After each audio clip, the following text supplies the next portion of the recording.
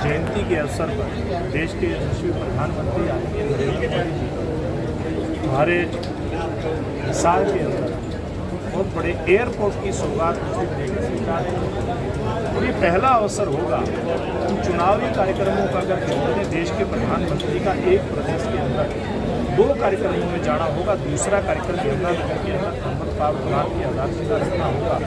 2 बड़े कार्यक्रमों में आना ये दर्शाता है कि हरियाणा के प्रति नरेंद्र मोदी जी का किस प्रकार का दृष्टिकोण चाहते हैं कि हरियाणा प्रदेश से उनका क्योंकि पुराना लगाव भी है, वो प्रभारी भी हरियाणा संगठन मंत्री के नाते हरियाणा प्रदेश के प्रभारी भी वो रहे हैं। उनका रहता है, हमेशा प्रयास रहता है कि कैसे हरियाणा अग्रणी प्रदेशों में रह कैसे हरियाणा तरक्की करे।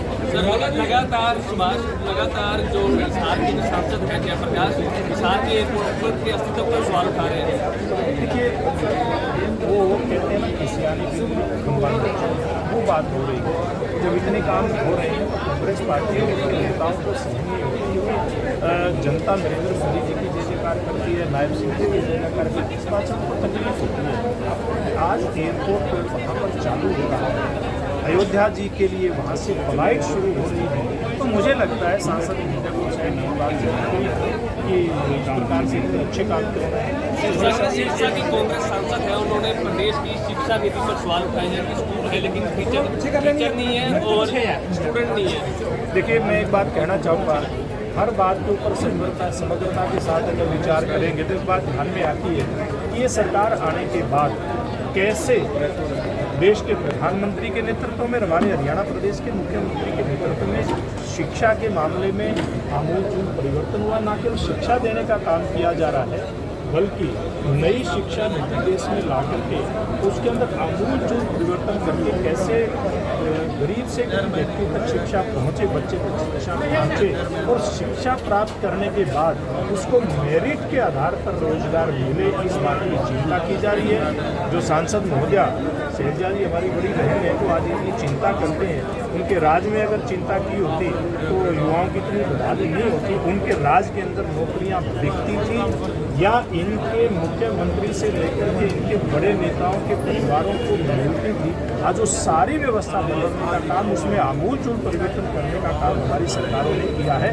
तो ऐसे लोगों को हमारी सरकार की नीतियों पर सवाल उठाने का कोई मौका बढ़ता है।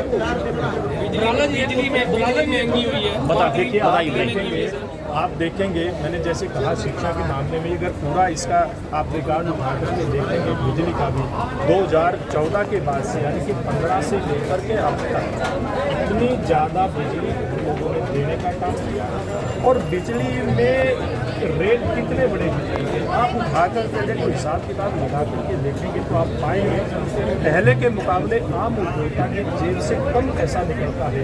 अगर हम कृषि क्षेत्र की बात करें, ग्रामीण क्षेत्र की बात करें तो आज बहुत सारे गाँव में, हरियाणा के 6000 के आसपास गाँव में आज 24 घंटे बिजली देने का काम हमारे नायब सिंह जी के नेतृत्व की सरकार कर रही है। हमारी सरकार ने पिछले कार्यकाल में 2014 से लेकर के 19 तक का कार्यकाल था, नरेंद्र मोदी जी के नेतृत्व में किसान को 35% सब्सिडी सोलर सिस्टम के ऊपर देने का एक अभियान शुरू किया था। माननीय मनोहर लाल जी ने मुख्यमंत्री रहते हुए 40% सब्सिडी, 75% सब्सिडी दे करके किसान को सोलर का ट्यूबवेल हमने देने का काम किया था। हज़ारों की संख्या में हमारे किसान भाइयों को आपके सिरसा में भी उसका लाभ मिला, लाखों किसानों को हरियाणा प्रदेश में लाभ मिला। आज ऐसे किसान हमारे भाई हैं जो सोलर सिस्टम से अपना ट्यूबवेल चलाते हैं और बिजली का बिल उनका जीरो है। और इसी प्रकार से घरेलू जो उपभोक्ता है, नरेंद्र मोदी जी के नेतृत्व में ऐसी स्कीम लेकर के आई है सूर्य घर योजना के माध्यम से, कैसे न केवल घर का बिल जीरो हो बल्कि उस बिजली की बचत करके जो सौर ऊर्जा के माध्यम से बचेगी उसको वापस ग्रिड में दे करके और भविष्य में उसके जेब में 2 पैसे आए। हमारी सरकार तो इस प्रकार की व्यवस्था की बात कर रही है, लेकिन कांग्रेस पार्टी के लोग, जैसे मैंने कहा, उनके पास ना विजन खुद का है पार्टी का, ना उनके नेता का है, दिशा हिंदू पार्टी है और इसी प्रकार से बोखाट में इस प्रकार के सवाल वो करती है। धन्यवाद।